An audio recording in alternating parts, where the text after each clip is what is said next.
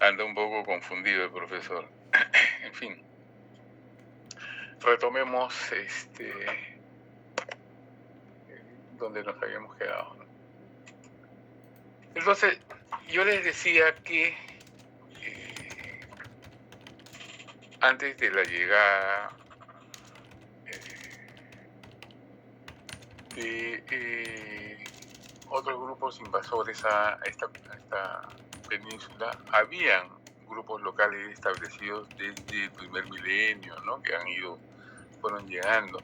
Entonces, los fenicios, los griegos y los cartagineses llegaron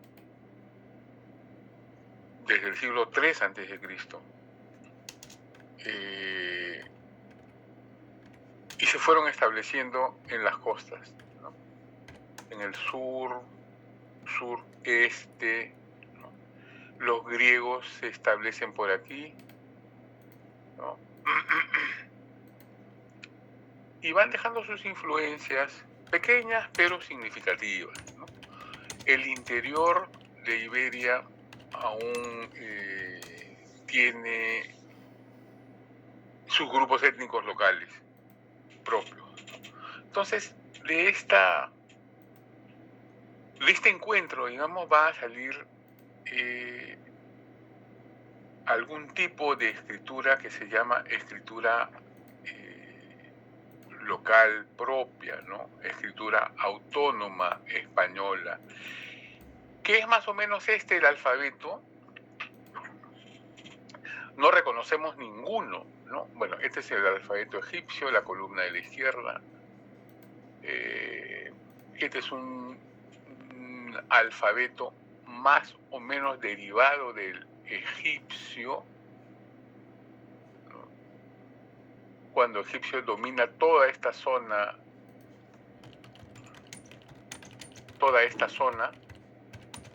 donde está el Sinaí.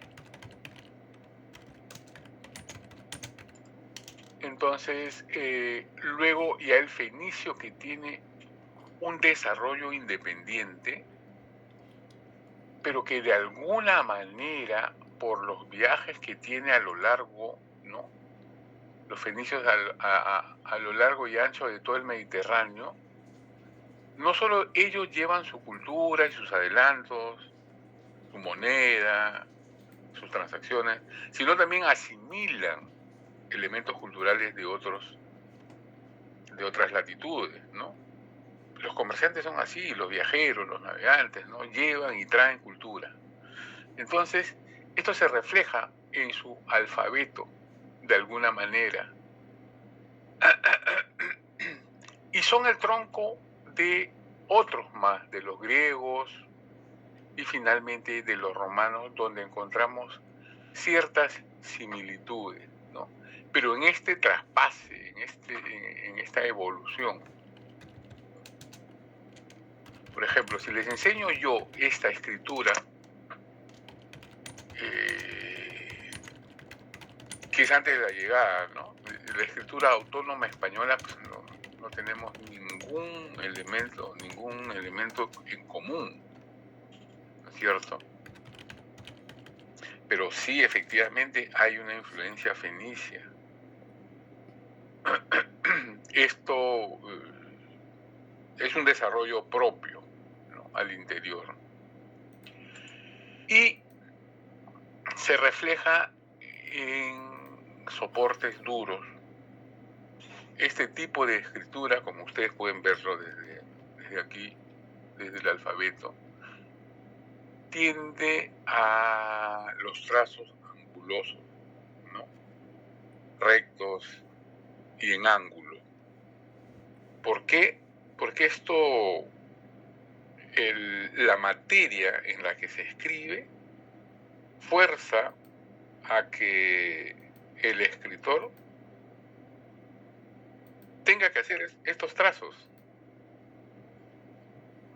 Alguien está levantando la mano, me parece.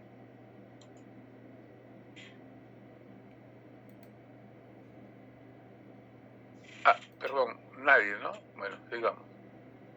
Entonces, les decía que la escritura, el soporte de la escritura condiciona también el trazo del hombre, el trazo del autor, el trazo del que escribe. Es muy difícil escribir en trazos redondos en una superficie de esta naturaleza y con las herramientas, con el punzón, con el, ¿no? con el cincel y haciendo incisiones en la superficie, ¿no? Entonces, por eso es que los trazos salen así, angulados, rectos, de arriba hacia abajo. Pero esta es la forma de, escribir autónoma española, ibérica, si se quiere, ¿no? Con influencias fenicias, griegas y cartaginesas, ¿no? En el mundo ibérico, estas son las grandes influencias, ¿no? Los fenicios del norte de África, los cartagineses del lado este del Mediterráneo,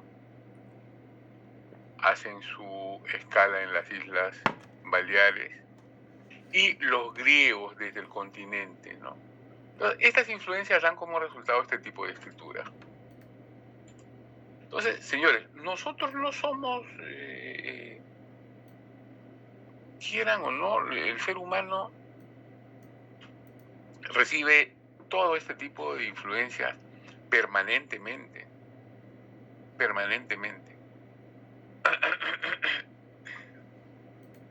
Luego, con los romanos,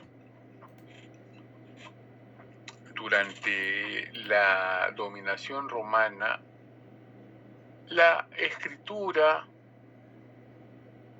una escritura más cuidadosa, más cercana a nosotros, entra en el escenario, ¿no? Recién en el siglo I, ya con Augusto, que después de la invasión de las Galias llega a Iberia y lo ocupa completamente, después después de un rodillo cultural y también militar, por supuesto, ¿no? Después de este aparato romano, se establece una nueva sociedad. Me gusta comparar con nuestro espacio geográfico, ¿no? Porque estos desarrollos cíclicos se producen en toda sociedad. Antes de la llegada de los españoles, en Europa se conocen estos periodos antes del dominio romano y después o durante el dominio romano. Entonces, aquí bien podríamos decir antes del dominio español y durante y después del dominio español. Antes existía una sociedad muy desarrollada. No estoy hablando de la Inca, solo estoy hablando de sociedades pre-incas. Entonces, hay una gestación de grupos étnicos locales en los Andes, cada uno con autonomía, con ciertas influencias, ¿cierto? Pero con desarrollos autónomos, ¿no? Tenemos los chavín, por ejemplo, que alcanzan un desarrollo en el medio impresionante, ¿no? Dominan el medio geográfico, dominan el escenario y se expanden. Tenemos Chimú, Chavín, Tiahuanaco, Wari, tenemos Nazca, tenemos Lucanas, tenemos una cantidad enorme de pequeños grupos étnicos, unos con más desarrollo que otros, ¿no? Hasta que aparecen en la escena los quechuas, ¿no? Que van a dominar todos los Andes y que los conocemos como el Imperio Inca. lo mismo sucede con los romanos. Hay grupos en toda Europa, grupos étnicos, desarrollos locales, que en un momento determinado van a ser dominados, por las buenas o por las malas, por Roma. Y aquí sucede exactamente lo mismo. El Cusco domina todo, ¿no es cierto? Los hijos del Cusco, los quechuas, los incas, como llamamos. Entonces, lo que en Europa se conoce como romanización o latinización del mundo, acá bien podríamos hablar de una quechuización del mundo. Sucede exactamente lo mismo, amigos. En el norte del Perú, de lo que hoy es el Perú, se hablaba una lengua determinada, el muchico. En la costa central también, en el sur también. En la sierra propiamente tenían sus formas de expresión. Pero el quechua, el runa simi, va a ser el idioma que une a todos. Así como el inglés hoy, tú no hablas finlandés o no hablas turco, pero si sabes inglés te van a entender en todos lados, ¿no es cierto? Con español puede ser, pero con el inglés mucho más. Entonces, en el mundo antiguo, el latín servía para unir a todos los pueblos dominados. Pero entre ellos, entre los mismos pueblos, hablaban sus propias lenguas. Para comunicarse con el Estado romano se hablaba en latín. Lo mismo sucedió acá, en los Andes. Estos grupos seguían manteniendo sus lenguas. Pero cuando el Cusco, el Tahuantinsuyo, se establece, para hablar con el Estado había que hablar en quechua. Y lo mismo sucede cuando invaden los españoles. La lengua oficial es el español. Y punto, no hay más. Aunque se sigan hablando dialectos, ¿no? Otras lenguas. Entonces, en Iberia sucede exactamente lo mismo. Estas lenguas se mantienen, pero con el Imperio Romano se establece la cultura romana y entre ellos la lengua, el latín. Y empieza toda una gran revolución cultural que se refleja en la forma de escritura.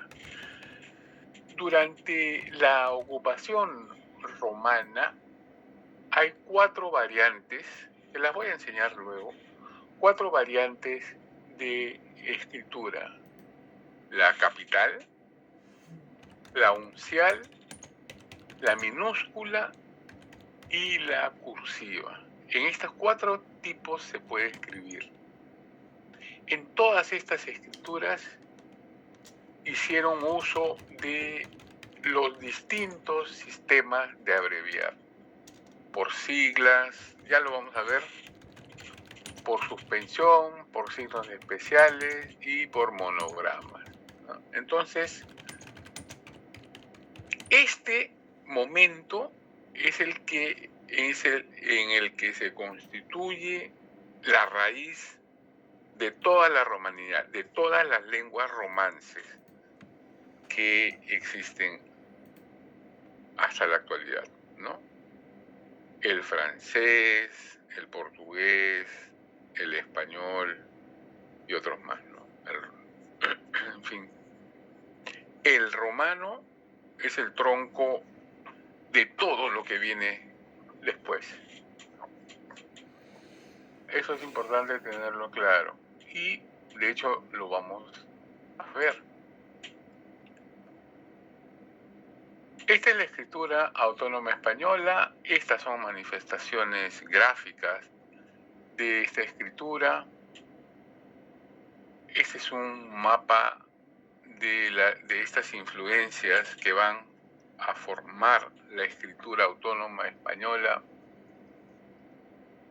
Este es el espacio de la península ibérica ya conquistado por los romanos, que le cambia absolutamente el aspecto la distribución en provincias romanas y el lenguaje también, ¿no es cierto?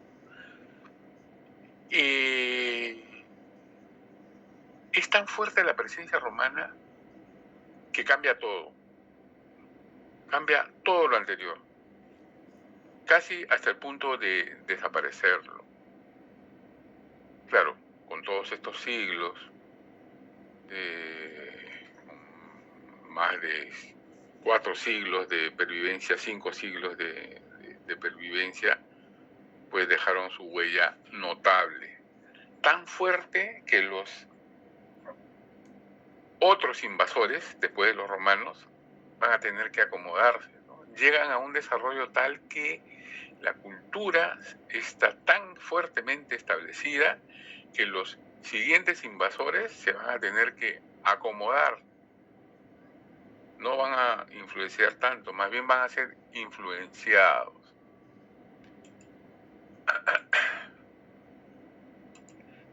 Queridos amigos, esta es una escritura muy familiar para nosotros, muy conocida, ¿no? Es la escritura capital romana, la primera variante. Es una letra muy grande que solo se utiliza en las lápidas o en monumentos enormes como los Arcos de Triunfo, edificios monumentales. Aquí podemos identificar todas las letras ya. Este sí es un alfabeto que es conocido para nosotros. Por eso les decía que Roma es el tronco de todo lo que viene en adelante. Aun cuando ahora no podamos leer en latín, definitivamente reconocemos el alfabeto, ¿no? Reconocemos sus letras. Todas las letras que aparecen aquí son reconocibles y tienen el trazo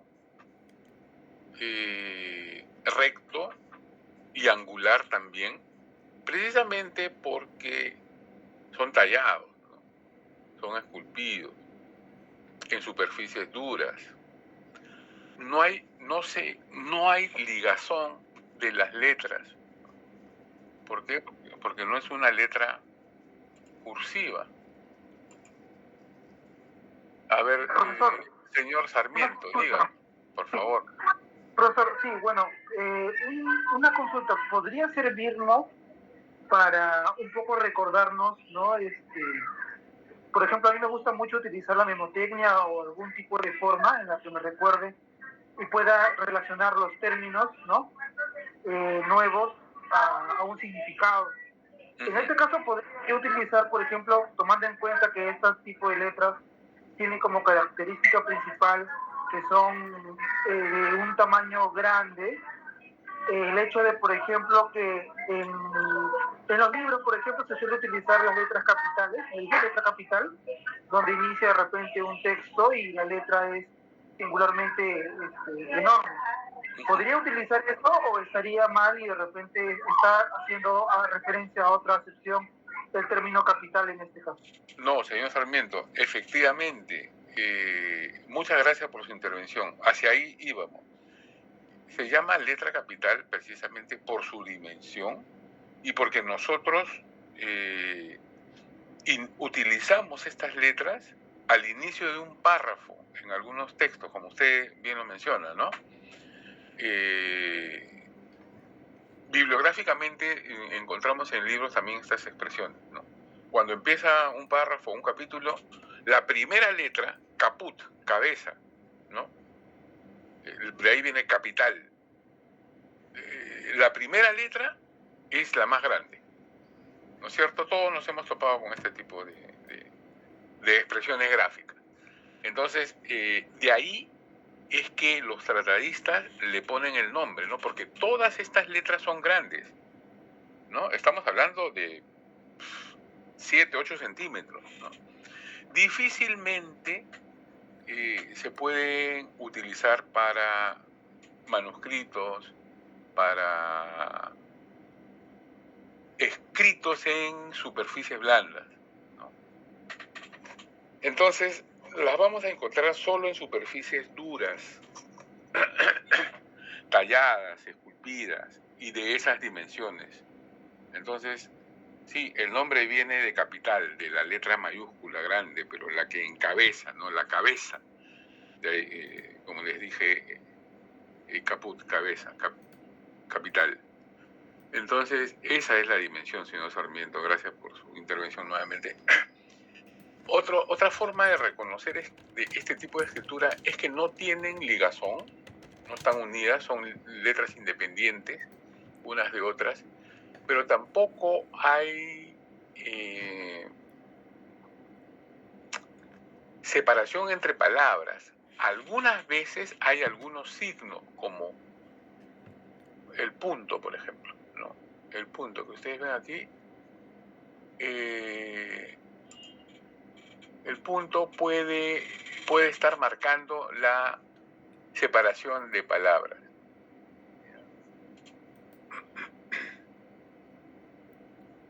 Realmente uno no entiende qué es lo que dice aquí, ¿no? Pero acá es más claro.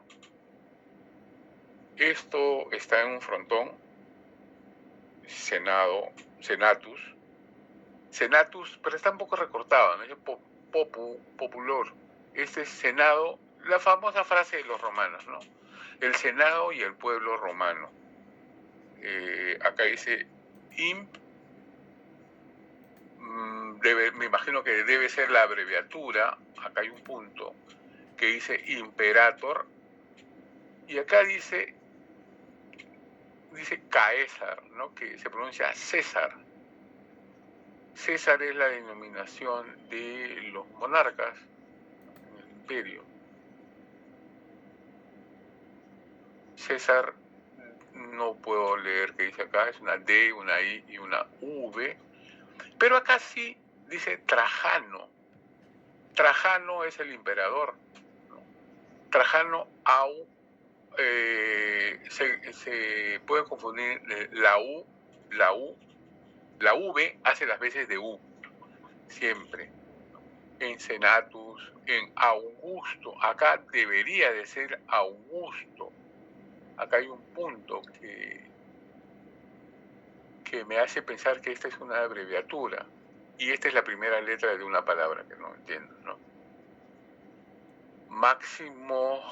Máximo tribuno, debe decir acá.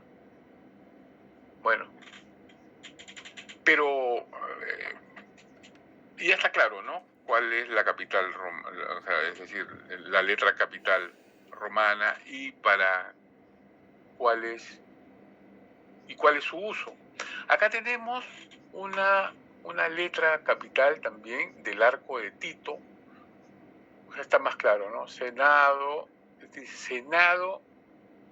y el Senado y el pueblo romano. Entonces, esta expresión SPQR está en los blasones, en las banderas, en los estandartes del ejército romano, que lo que indica es que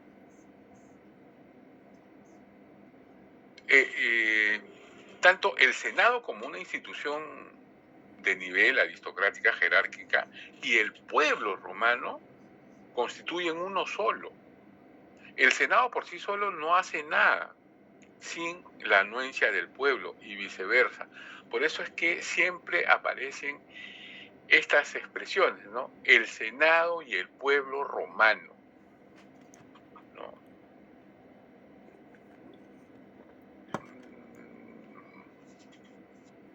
Dice acá, Divo, bueno, es tratado como un dios. Tito Vespasiano.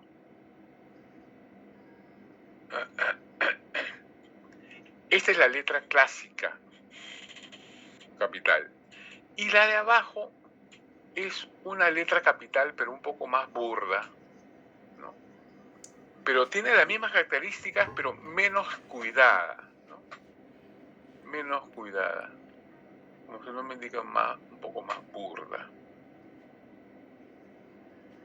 Muy bien. Entonces, tenemos claro lo que es una capital, una letra capital romana. Esta es una escritura uncial, como dice allí, es la segunda variante de la escritura romana durante su dominación en España, en la península y en todo el mundo en general, ¿no? Esta es la escritura uncial y se llama uncial porque es del tamaño de una pulgada, ¿no? Uncia, viene de uncia. Tamaño de una pulgada, estamos hablando... ¿Cuánto mide una pulgada? 2,5 centímetros, ¿no? Entonces sigue siendo una letra grande. Pero esta ya es un poco más redondeada. Ya no es tan angulosa, si bien se reconoce todavía, ¿no? Los trazos hacia arriba y hacia abajo, ¿no? Rectos, y ya aparecen ciertos rabitos, ciertas formas redondeadas, ¿no? Ya no hay tanto ángulo como en esta D, por ejemplo. No llega a ser una letra minúscula, es más pequeña que la capital, pero se utiliza para algunos textos ya no necesariamente en materia dura, sino en materia blanda, sobre todo cuando se generaliza el uso del pergamino. Este tipo de letra es el que se va a emplear y va a durar mucho tiempo, hasta el siglo VIII, IX, el siglo X se encuentran este tipo de letras, ¿no? Aquí ya hay también identificación de lo que más adelante se va a hacer, va a constituirse en letras minúsculas, pero todavía no. Aquí aparecen algunos elementos de abreviatura, signos especiales.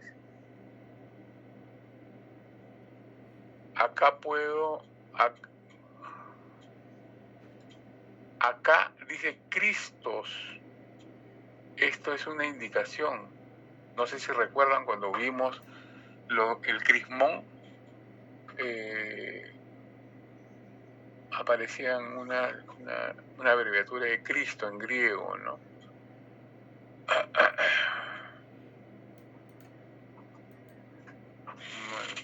Esta A, por ejemplo, va a perdurar hasta el siglo XVIII. Esta A. Entonces, estos caracteres es importante ir reconociéndolos porque nos vamos a topar con muchos de ellos. Acá, si bien ya las letras no son tan angulosas, son más redondeadas, de hecho son más pequeñas que las capitales. Tampoco hay separación entre letras, ¿no? Entre palabras, y no hay unión, porque todavía no es una letra cursiva. Hay utilización de abreviaturas. Y este es un ejemplo de una escritura uncial, muy cuidada, muy trabajada, ¿no? Sí, a ver, señor Sarmiento.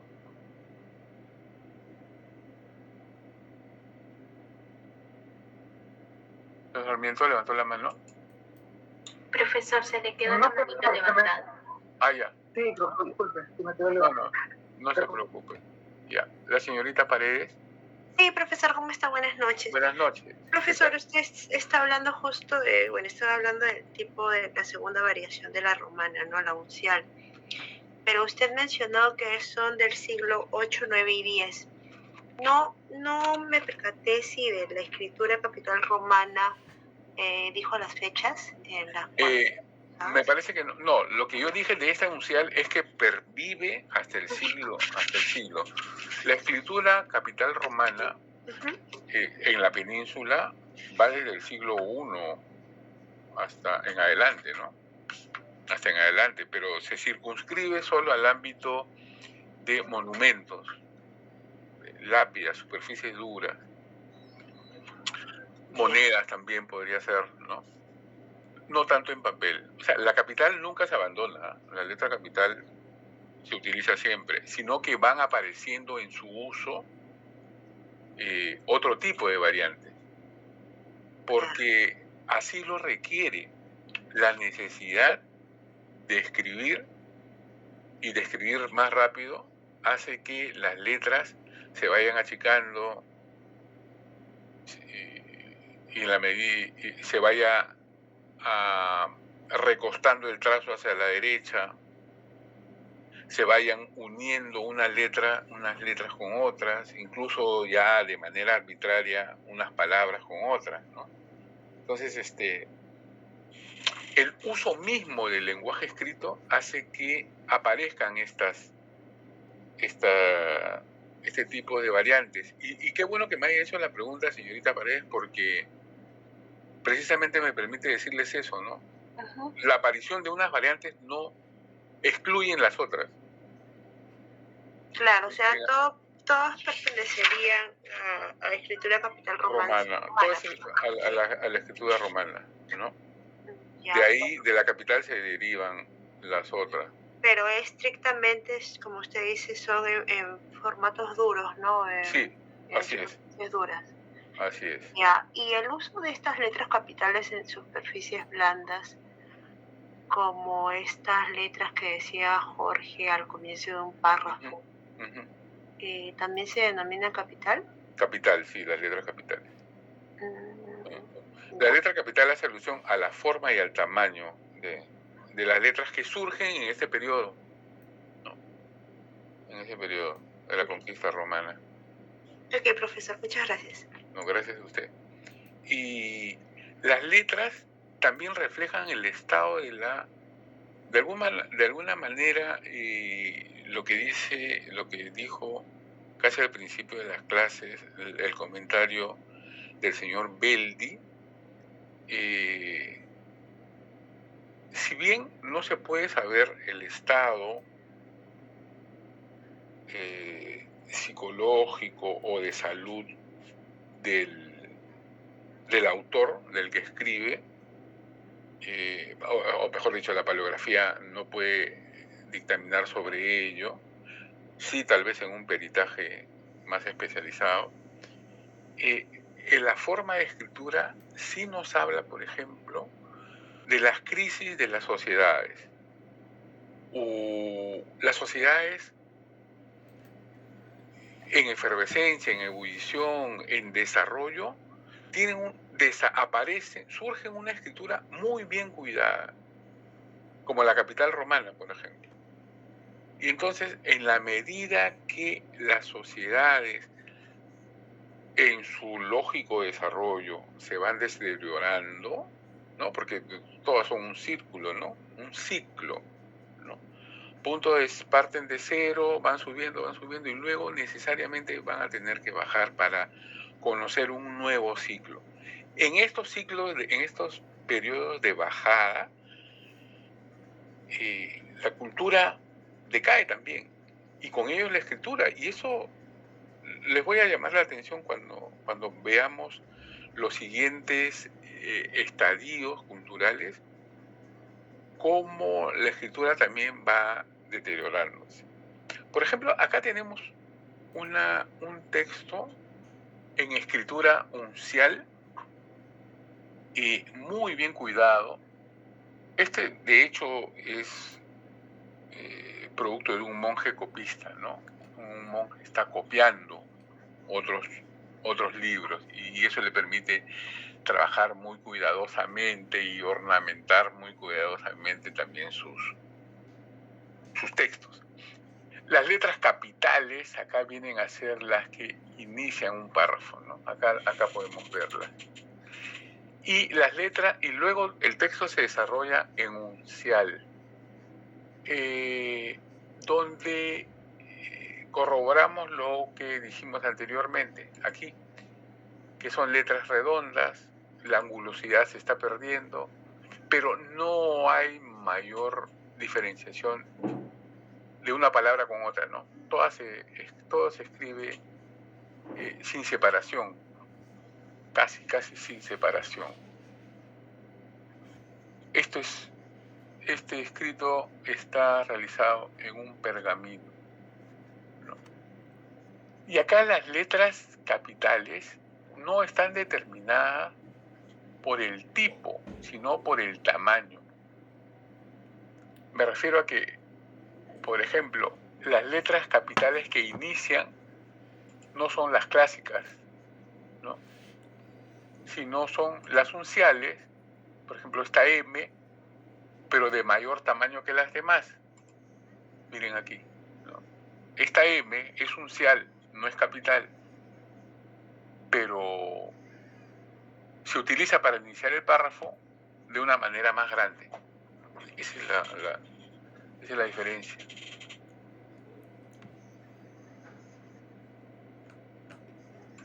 ¿Y qué tenemos por acá? Este es un alfabeto. Este es un alfabeto que perdura, ¿no? La A, por ejemplo, este es un alfabeto de cursiva, de letra cursiva. Debería estar después de este texto. O mejor dicho, este es un alfabeto de letra minúscula. Esta es la letra minúscula romana. Entonces, ¿qué es lo que se está buscando aquí? La misma letra ya se está deteriorando, no por la crisis de la sociedad, sino en este caso por la necesidad misma de escribir documentos casi de manera cotidiana. Entonces, se reduce el tamaño de la letra, se hace un poco más cursiva y sobre materia blanda, porque ya se requiere una escritura cursiva. Ya la escritura pasa a ser dominio generalizado, ¿no? Todos escriben, o la gran mayoría escribe, sobre todo los comerciantes. Entonces, se hace necesario. La escritura es una respuesta de la sociedad a sus actividades propias. Entonces, surge la minúscula romana por esta necesidad precisamente.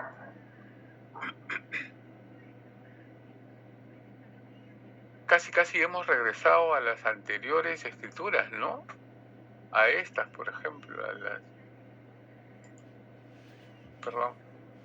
a estas, ¿no? La escritura autónoma española. Porque no se entiende bien casi que dice, a pesar que está en latín. ¿No? Tenemos acá una minúscula cursiva, ¿no? Ya inclinada hacia la izquierda. En la medida que se va practicando más la escritura, se va inclinando y se van uniendo y se van ligando los trazados, ¿no? Tanto de una letra con otra como de una palabra con otra. Acá ya podemos ver eso. La caja del renglón son dos líneas, algunas veces son imaginarias, como en este caso, ¿no? Son las dos líneas paralelas, horizontales, donde se desarrolla la escritura. Eso se llama el renglón, la caja de renglón, ¿no? Entonces, a partir de esto salen trazos bajos, como esta P, o trazos altos, como esta C o esta H. ¿Ya? Entonces, ahí diferenciamos trazos bajos y trazos altos. Entonces, o trazos iniciales y trazos finales también, ¿no? En este caso, acá encontramos un trazo de esta Y, el trazo final se está uniendo con la siguiente, ¿no? Que me parece ser una A.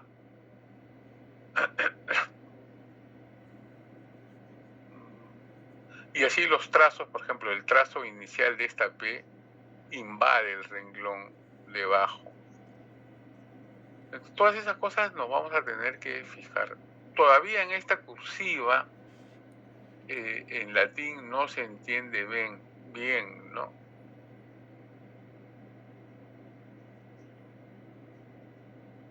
Acá está su traducción, ¿no? Petrus,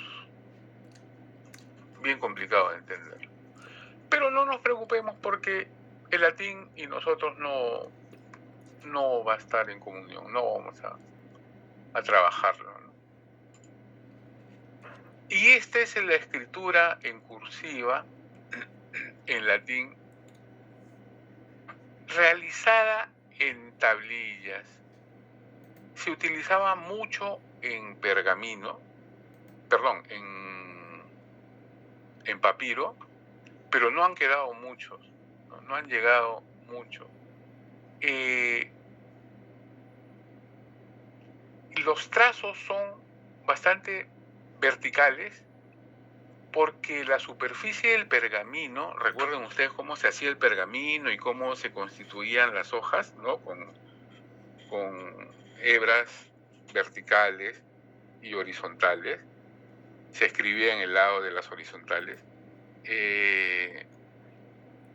Aun cuando esto se hace con pluma, el trazo sobre letras, sobre el papiro, impedía que sea redondo. Entonces por eso se hacían verticales. Y eso ya quedó como costumbre y no han quedado muchas expresiones en pergamino de la letra cursiva romana, pero sí en estas pocas tablillas que se encontraron cerca de monumentos arquitectónicos en España.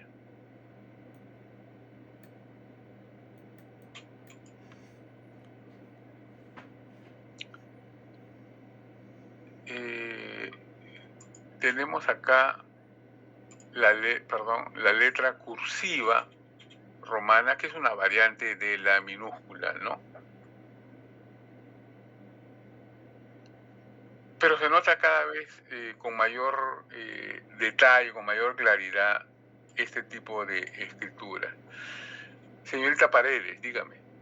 Profesor, disculpe, para ubicarme en el tiempo. ¿Para qué, perdón? Para ubicarme en el tiempo, Ya. La escritura minúscula cursiva, ¿en qué siglos aparece? Le voy a decir, todo estamos hablando entre el siglo II, III y IV. O sea, todos estos tipos Sí, ajá. Ya, o sea, no es que una haya aparecido no. otra después. Ninguna. Es imposible esto en toda expresión cultural, ¿no? No son excluyentes, como le digo. Ajá. Son más bien la presencia de una explica el surgimiento de las que vienen, ¿no? Entonces, por ejemplo, les dije que la escritura minúscula romana aparece porque se hace necesario, la letra capital y la letra uncial son muy grandes. Entonces, la necesidad hace que escribamos de manera más pequeña. O sea, yo necesito para mis libros contables letras más pequeñas, no necesito una letra de 8 o 10 centímetros, ¿no? Ni de 2,5.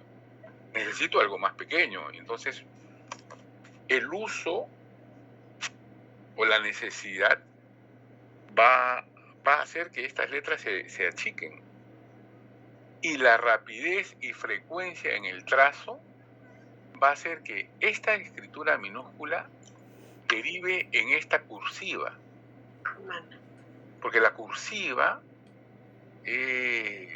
similar. Es similar, pero más unida, ¿no? Usted cuando escribe rápido, solo lo entiende usted, ¿no es cierto? Claro. Y lo escribe de manera ligada y con letras más pequeñas y más echada, qué sé yo. ¿No? Ya, imagínese eso en décadas y cientos de años. ¿Cómo va evolucionando esa escritura? Entonces, por eso le decía que ese resultado no son excluyentes, conviven unas con otras. Ajá. Así es. Gracias, profesor. No, de que imagínese. Conviven unas con otras. Entonces, sí.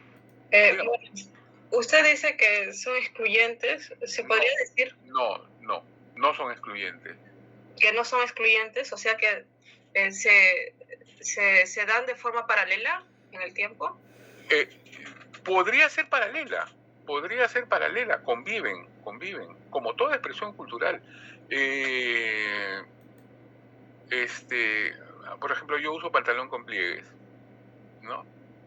¿Por qué?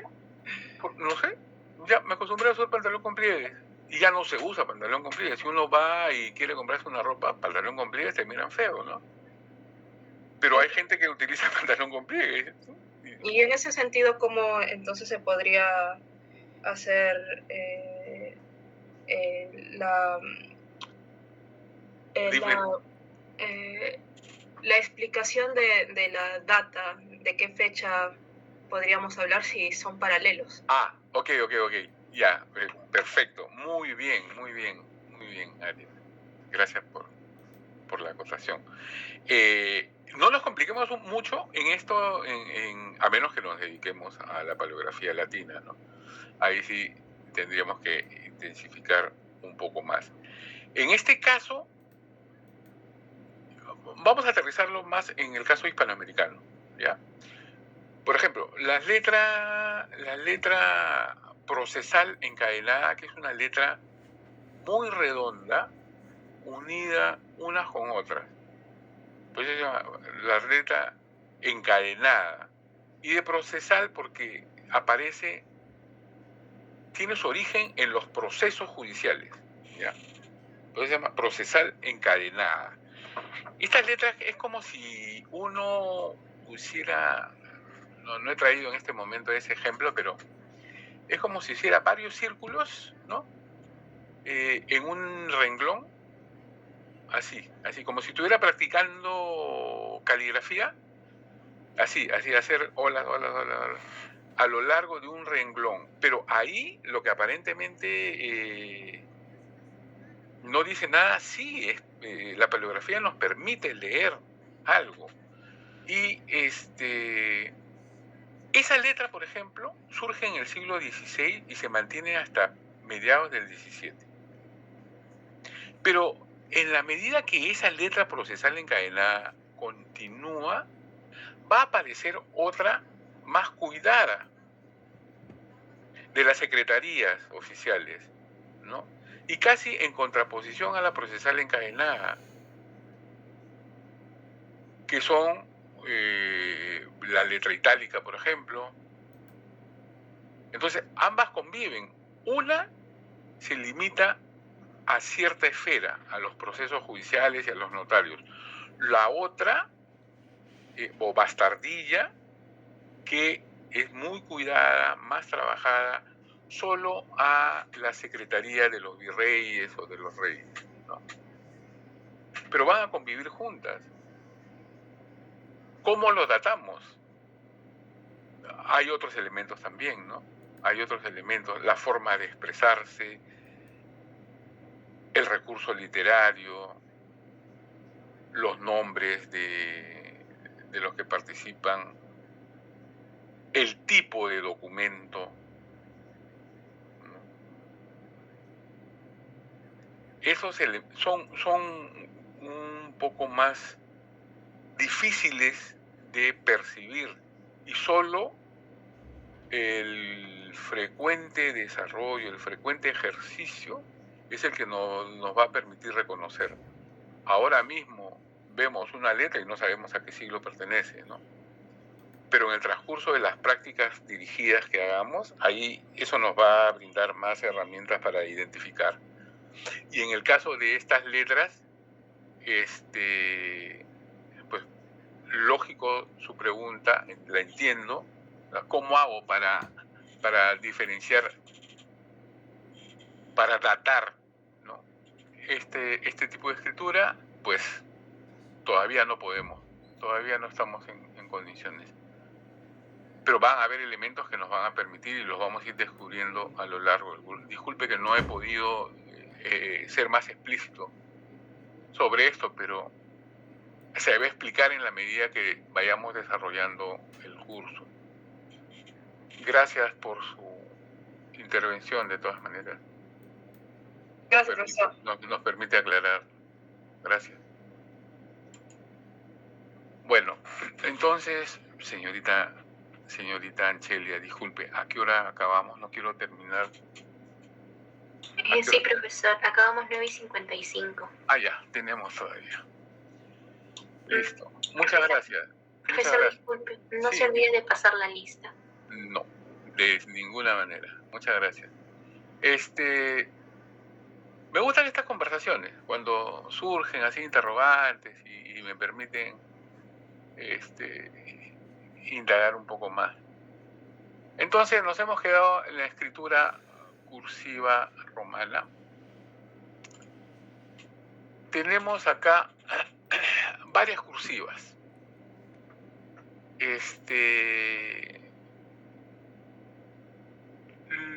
Hispanoamérica y el Perú tiene sus particularidades. Hay algunas letras que no van a aparecer aquí, unas letras en España, que surgen en España, que se mantienen en España, pero acá no aparecen, o aparecen variantes. Hay formas de abreviar propias de Hispanoamérica y el Perú que no aparecen en Europa, en España, y por eso es importante que elaborar en nuestras prácticas dirigidas, es importante elaborar nuestros propios alfabetos, nuestros propios registros de abreviaturas. ¿Ya? Por ejemplo, esta diapositiva me permite, diapositiva se la llaman, ¿no? Creo.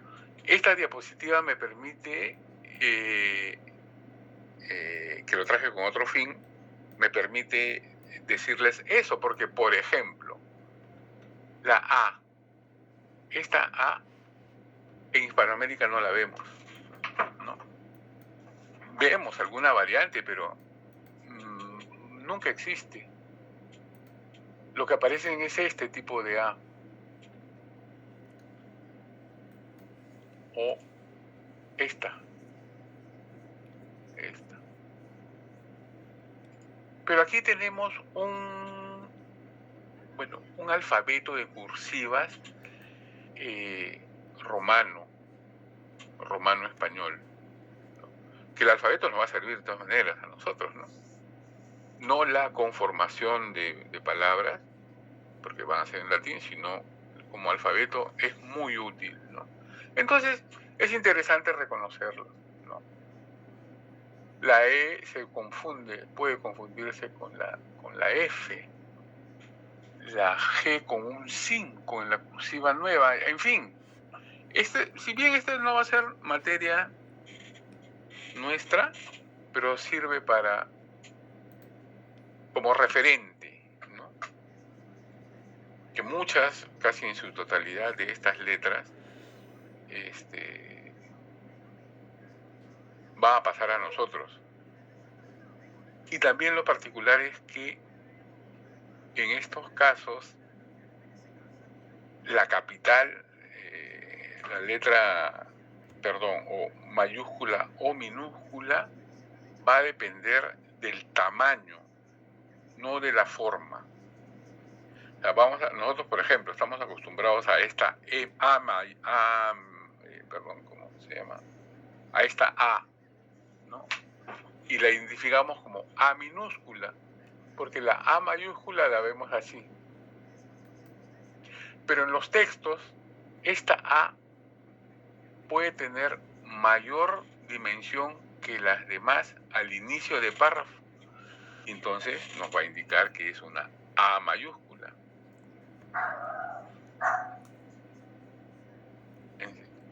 Y una serie de cositas que vamos a aparecer. Por ejemplo, la doble R.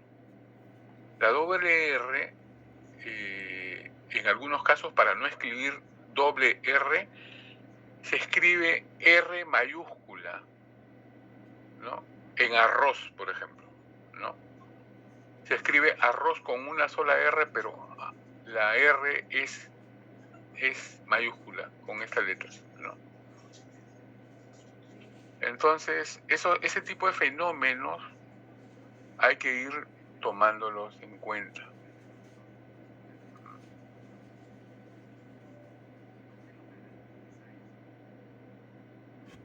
Muy bien. Y acá tenemos todo el escenario, como a manera de resumen, ¿no? Todo el escenario de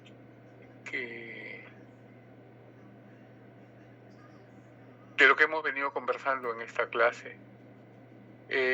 No se fijen en las flechas, por favor. No se fijen en las flechas, sino solamente veamos el Mediterráneo y el mundo conocido hasta ese entonces, cuando en Iberia se va gestando una cultura, como de manera autónoma y en primer término influenciado por los fenicios en su ruta comercial desde África hacia el sur de Europa, los cartagineses atravesando todo el Mediterráneo y de las Islas Baleares hasta el sureste de Iberia, y los griegos de manera continental,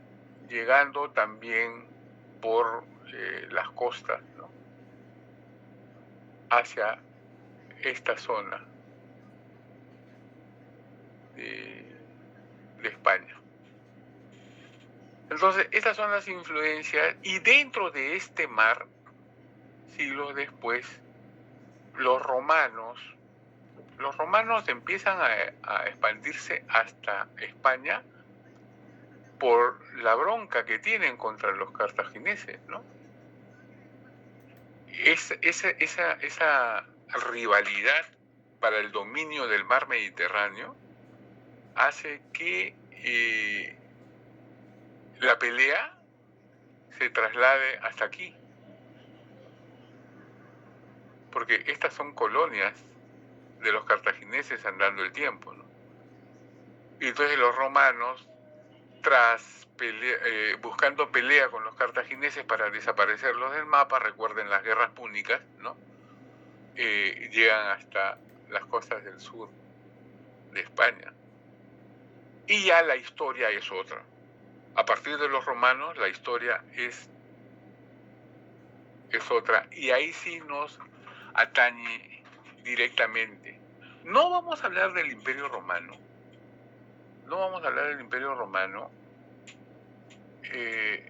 pero sí vamos a hablar de las invasiones que sufre el Imperio Romano, no solo en Italia, sino en el resto de sus colonias, por los pueblos bárbaros del norte, ¿no? Pero eso lo vamos a ver un poco más adelante. Vamos a ver ahora estos que les mencioné, los sistemas de abreviatura que aparecen en los textos romanos. Esto es materia de una clase o de varias clases. Pero lo que quiero indicarles ahora es que estos sistemas de abreviatura ya aparecen con los romanos, aparecen en las 4 variantes y que llegan hasta nosotros, casi intactos, ¿ah?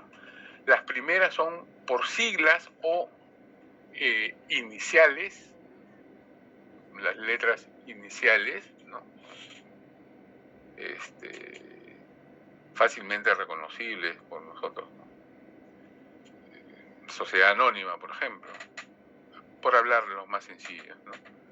O vuestra merced, ¿recuerdan diplomática? Vuestra merced, vuestra excelencia es V con E, V, M, vuestra merced. Entonces, esas son abreviaturas por siglas o por letras iniciales.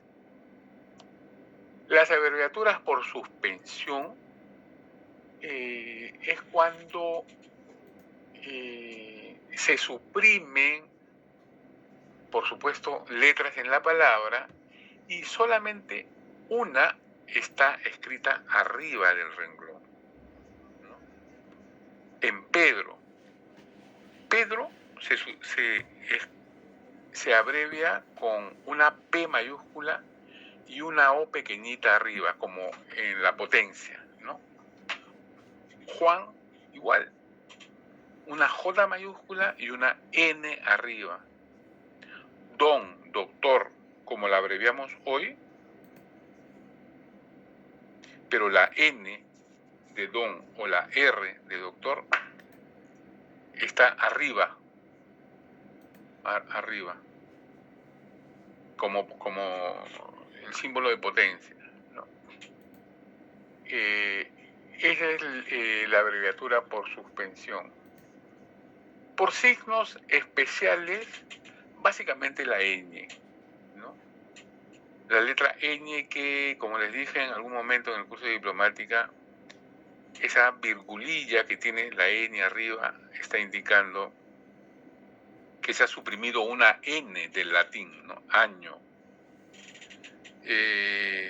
O si encontramos una abreviatura con una raya arriba, pues lógico, quiere decir que está abreviado. Me explico. Excelencia. EXCIA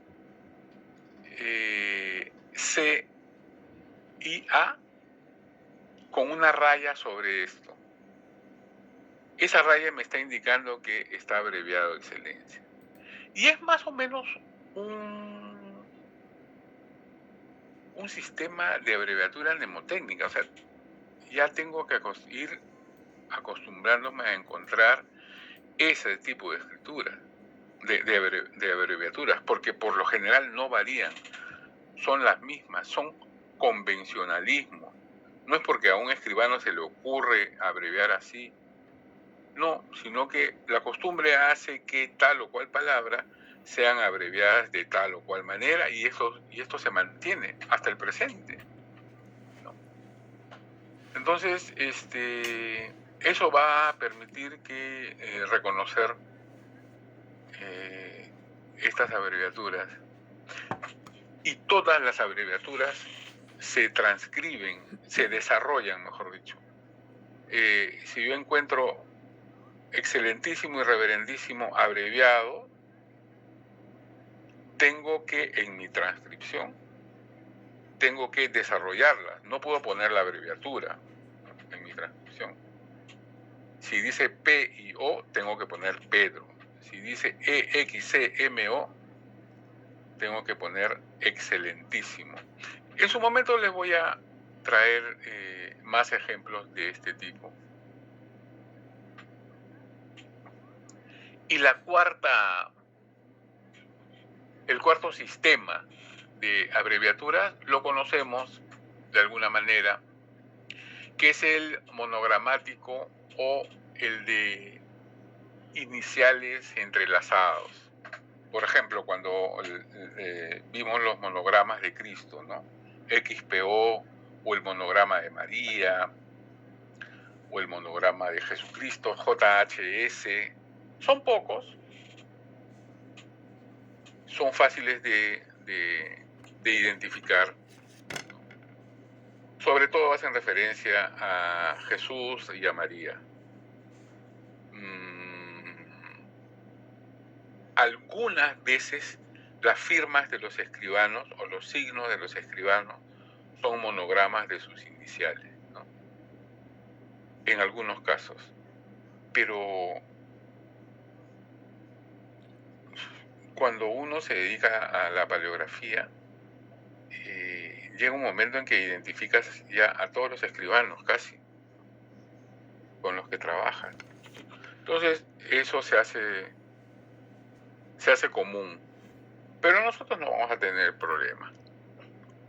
Entonces estos son los cuatro sistemas de abreviatura con los que nos vamos a encontrar. Son 9:35, ¿Tienen alguna pregunta, alguna conversación sobre el particular? Entonces, lo que quiero, amigos, que quede claro, una de las actitudes que debemos tomar frente a los documentos que vamos a trabajar, que vamos a palografiar, que vamos a transcribir, es tratar de ser lo más objetivo posible, y tratar de enfrentarnos a esta escritura sin prejuicio, porque nos vamos a encontrar con lo que podríamos decir errores ortográficos, ¿no? Palabras mal escritas, falta de, ¿cómo se llama? Faltas de ortografía, ausencia de signo de puntuación. Entonces,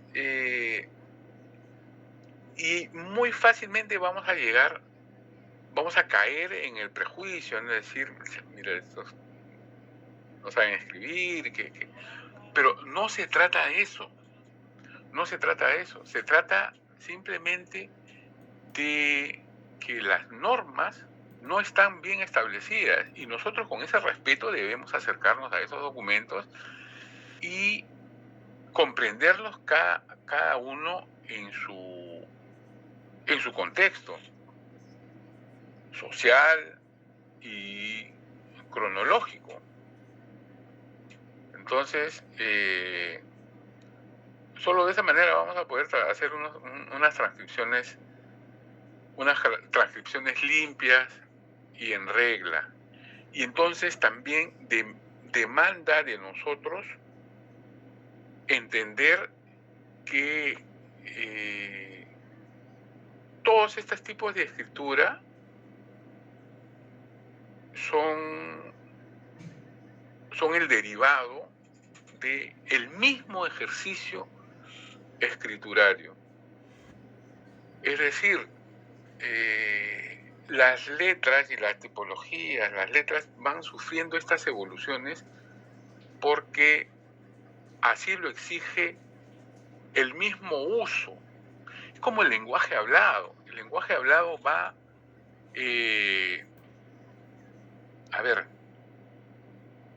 a veces nosotros decimos, también son prejuicios, ¿no? Decimos que está mal dicho esto y está mal dicho lo otro, porque el habla culta no considera estos términos ni esta forma de expresarse. ¿Cuántos términos han ido siendo aceptados por la academia por el uso frecuente? No porque la academia dice no se debe usar, la gente no lo va a usar. Se siguen utilizando, ¿no?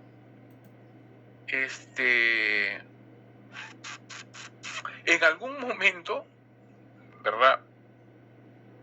La gente dice aiga, ¿no? Aiga.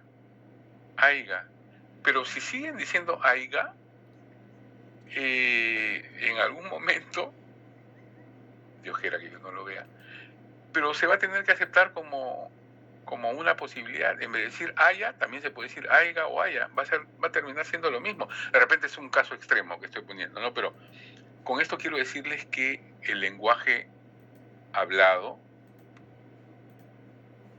evoluciona, y si evoluciona es porque está vivo. Y si está vivo es porque nosotros lo estamos usando. Por eso existen los neologismos. Y los neologismos, pasando el tiempo, son aceptados por la academia, ¿no? Así como hay peruanismos, hay nicaragüismos y qué sé yo, ¿no? Entonces, lo mismo sucede con el lenguaje escrito. Todas estas palabras han evolucionado y han evolucionado porque el escritor así lo exige. Tanto la lengua hablada como la lengua escrita exige que se escriba de tal o cual manera. Entonces, por eso les digo que hay que mirar con respeto esto, ¿no? Con objetividad, estos tipos de escritura y estas variantes, y respetarlas y considerarlas en el momento de hacer las transcripciones. Esto en líneas generales redondearía el tema, el primer, estas dos primeras clases, ¿no? Eso es lo que quisiera llamar la atención. La tercera clase, porque nos está sobrando un poco el tiempo, aunque son 9:41 y está acá 9:55. Profesor, disculpe. Dígame. Buenas noches. Consulta.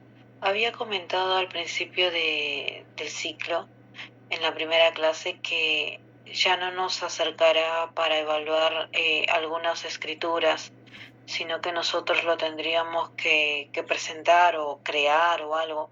No entendí esa parte, o sea, nosotros tendríamos que, claro, que buscar los propios documentos. No. ¿Cómo sería? No. Me quería preguntar el otro día, pero bueno, no llegué con el tiempo. Señorita Sea, gracias. Y así como eso me gustaría, si no entienden, que no se queden ahí, que me pregunten. De repente yo me expliqué mal. Lo que quise decir es que en diplomática yo transcribía los documentos y en algunos casos se los presentaba en Word, ¿recuerdan? ¿Por qué? Porque no podía presentarles los documentos manuscritos originales, porque pues no manejaban paleografía, pues, ¿no? Entonces, ahora lo que les dije fue que eso ya no va a ser posible. Voy a tener que darle los documentos originales para que usted, bueno, las copias, para que usted los transcriban, ¿no? Entonces, porque el fin en el curso de diplomática era analizar los caracteres internos y externos, ¿no? Menos la escritura, porque lógico, ustedes todavía no habían estudiado paleografía. Pero el fin de la paleografía es precisamente transcribir documentos. Entonces, los documentos que yo les presente van a ser los manuscritos, no van a ser los transcritos. Yo les presentaba leyes en diplomática, les presentaba algunos decretos, para trabajarlos, pero transcritos por mí, ¿no es cierto?, en Word, para que ustedes puedan hacerlo, y manipularlo y darle colores y subrayar. Pero ahora esto ya no se va a poder, pues, porque lógicamente ustedes mismos van a tener que transcribir, a eso me refería, ¿no? Transcribir paleográficamente los documentos que yo les voy a dar. Profesor, nosotros tendríamos que a la vez con lo que usted nos estuvo mostrando con el tema de las letras, ver qué significa, ¿no?, cada letra y transcribirlo. Transcribir el documento, exacto. Ajá. En algún momento les presenté un testamento, creo, o algún documento. Sí. Los últimos documentos sí lo transcribía, sí, para poder remarcar bien los caracteres, ¿no?, internos y externos. Sí. Entonces ahora el trabajo va a ser fundamentalmente eso. Y van a ser trabajos, lecturas, prácticas dirigidas, ¿no? En cada clase vamos a leer 2 o 3 documentos, línea por línea, alumno por alumno, y nos vamos a reír bastante cuando empiecen a leer. Yo me voy a reír cuando ustedes empiecen a leer. Ustedes también se van a reír de sí mismos, ¿ah? Cuando empiecen a balbucear, va a ser muy gracioso, lo vamos a pasar bien, les aseguro. Entonces, y en la medida que leamos más, pues más vamos a aprender, ¿no? Tiene su metodología, la vamos a practicar con bastante entusiasmo. Señorita Paredes, dígame. Profesor, no se vaya a reír nada más cuando nos ponga la nota, por favor. Jamás me he reído de eso, jamás. Más bien he sido muy contemplativo, ¿no? Pero paleografía sí demanda un poco más de estar metido, ¿no? estar metido entre líneas. Es un curso bastante simpático. Creo que nos va a salir bien. Entonces, ¿algún comentario más? ¿Alguna pregunta? ¿Por qué me parece importante continuar hablando sobre la escritura en España? Ya en este segundo momento, en esta tercera clase, en el siguiente momento que es la monarquía visigoda, nosotros vamos a tratar de explicar cómo las invasiones de los pueblos bárbaros después de la caída del Imperio Romano van a dar como resultado una sociedad distinta a la de los romanos, pero con algunas características similares. Y esto porque los romanos hicieron tan bien su papel, me refiero a que se establecieron no solo a las malas, no solo militarmente hablando, sino culturalmente estableciendo una sociedad tan fuerte que fue muy difícil que los otros pueblos dominantes, incluso los musulmanes, lo alteren, ¿no? Más bien, en este caso, como en muchos otros, los pueblos vencidos, los pueblos derrotados, los pueblos invadidos, influenciaron sobre los conquistadores, ¿no? Nosotros, por ejemplo, las sociedades prehispánicas no fueron desaparecidas. Demográficamente hablando, sí sufrimos una gran baja, ¿no? Una baja brutal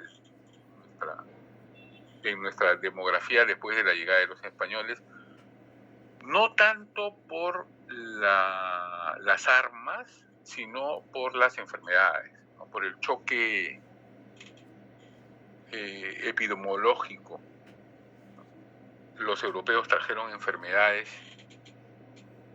bacterias nuevas que nosotros no teníamos defensa para ellas, ¿no? Entonces, más que las armas, ese choque bacteriano fue el que diezmó a las poblaciones. Pero aún así, cuando las sociedades derrotadas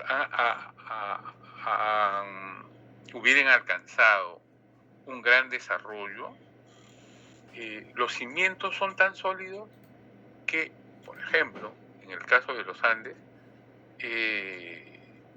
los españoles tuvieron que acondicionarse a los nuevos escenarios, ¿no?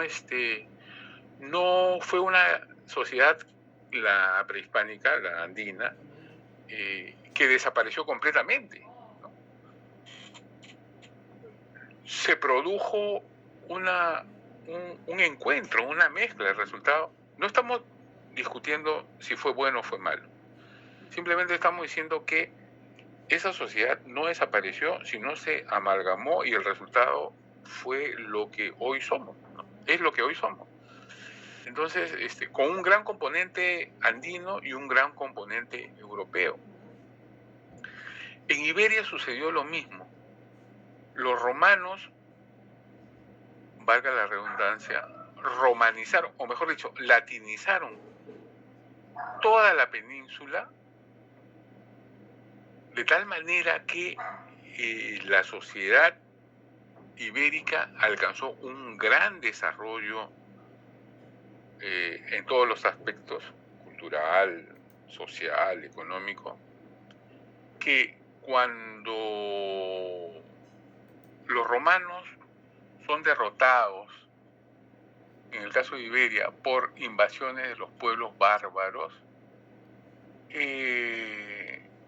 son derrotados militarmente, pero culturalmente todavía sobreviven las estructuras, ¿no? La estructura cultural todavía sobrevive.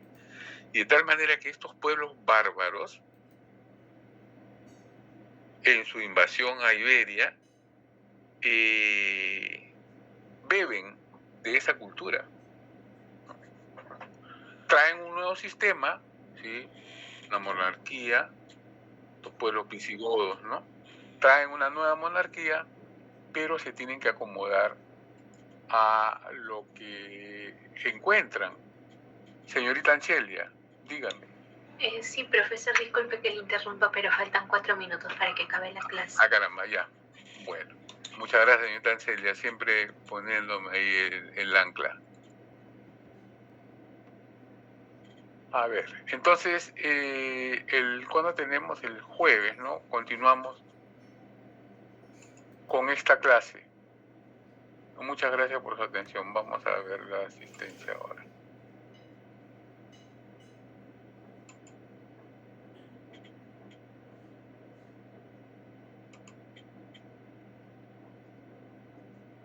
Aguirre. Profesor presente, buenas noches. Buenas noches. Agurto. Profesor presente, buenas noches. Buenas noches. Anchelia. Presente, profesor, buenas noches. Buenas noches. Ángeles. Buenas noches, profesor presente. Muchas gracias, buenas noches. Aparicio. Stuart. Ya. Arias. Presente, profesor, buenas noches. Buenas noches. Atúncar. Buenas noches, profesor presente. Buenas noches. Beldi. Señor profesor, muy buenas noches. Buenas noches. Gracias. Buen día. Presente, profesor, buenas noches. Buenas noches, gracias. Calderón. Presente, profesor, buenas noches.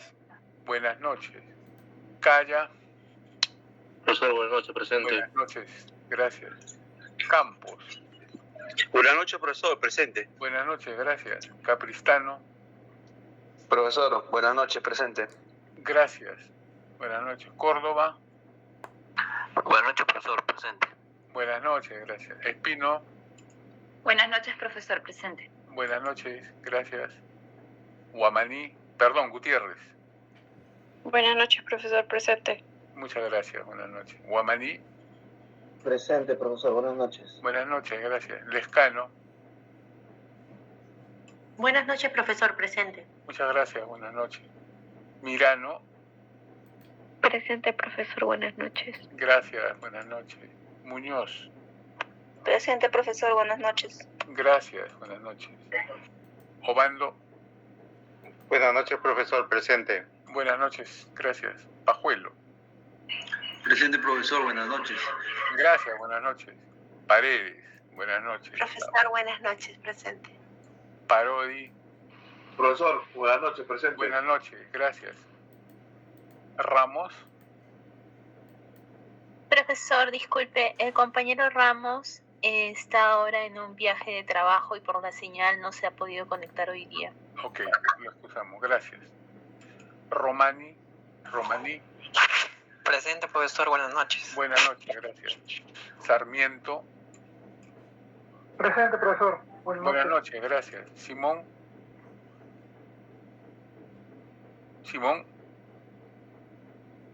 Suárez. Buenas noches, presente. Perdón, creo que Simón ya no está, ¿no? Bueno. Suárez. Buenas noches, presente. Está alzando la mano, profesor. Suárez, ¿no? O Simón. Suárez. Gracias. Tirado. Noche, profesor presente. Buenas noches, gracias. Velázquez. Buenas noches, profesor presente. Gracias, buenas noches. Zavala. Sea. Presente, profesor, buenas noches. Buenas noches, gracias. Zuni. Buenas noches, profesor presente. Buenas noches, gracias. Listo. Zavala no está, ¿no? Me parece. no me dijo nada. Bueno, entonces hasta el jueves. Ha sido un gusto Profesor, conversar con ustedes. Dígame. Disculpe, Zavala sí está teniendo problemas de conexión. Ah, ok. Gracias. Simón, bueno, luego todos están. Listo. Nos vemos el jueves.